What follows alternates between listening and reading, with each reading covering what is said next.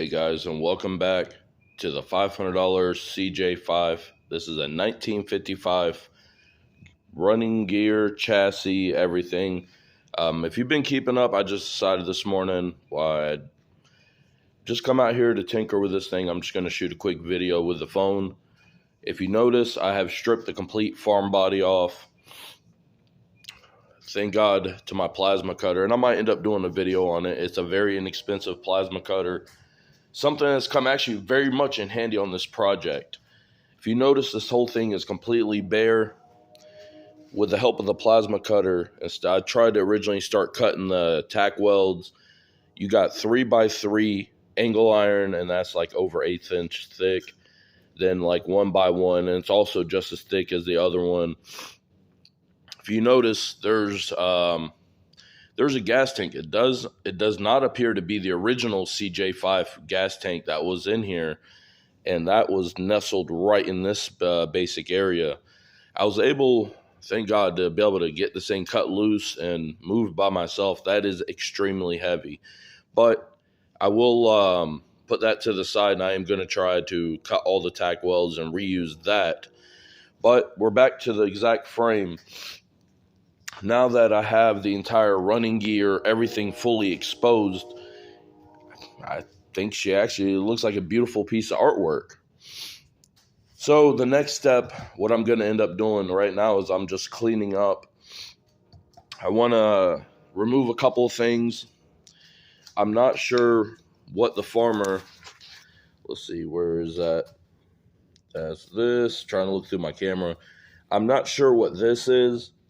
He welded some kind of stops here, and I assume over there, this thing looked like it pivoted.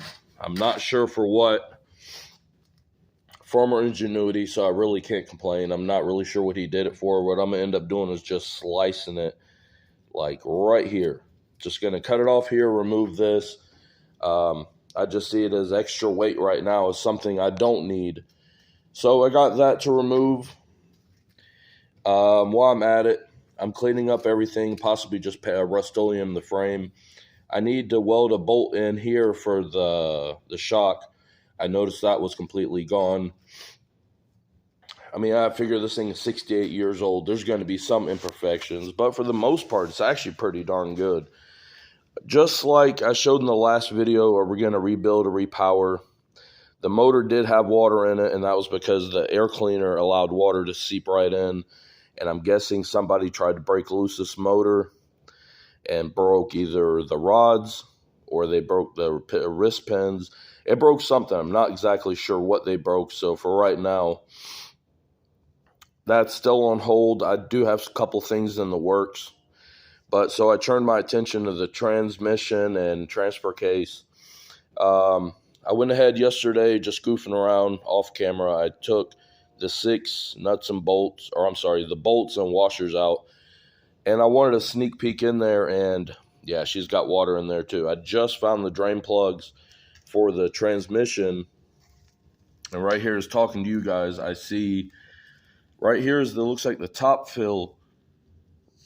And I got to find the bottom.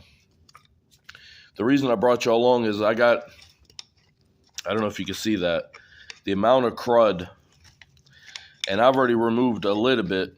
This whole portion right here was up to the bottom of this yoke.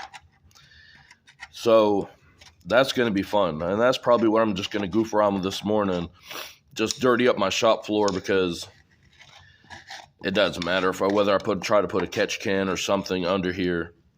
All this stuff's got to go. There's no point in keeping it here. It's just going to keep bringing in moisture. It's going to rot out. It's just going to really rot out the entire skid plate. I don't know. Maybe it has oil mix in it, grease. Look at that. That stuff's just coming up in a gigantic blob. All right, I'm about to get off of this for a second because I can do this off camera. It's just satisfying to see this stuff come loose. Just grabbed an old crappy screwdriver. Yeah, I know. Screwdrivers are not exactly, what do you call it? Sorry. I see some crud in here. But this isn't a chisel or a scraper. So what I'll do is when I'm going to pull the motor out the way so I can get access to the clutch, I'm going to clean all up in here. So that's really about it. This is just a quick, short video, kind of just showing what's going on with this. I don't know how many people are actually returning to see. This is just, like I said, a quickie video. So she is stripped. She's done to this point. Now I'm waiting on to figure out what happened with this, as far as am I rebuilding this, repowering it with another identical motor, and these things are not really cheap for what they are. I even proposed in the last video diesel swapping it. So if anybody's got some comments, please put them down in this video. YouTube is trying to kill my channel. Please give me some thumbs up. A lot of older YouTubers like me, they are trying to get rid of the how-to section.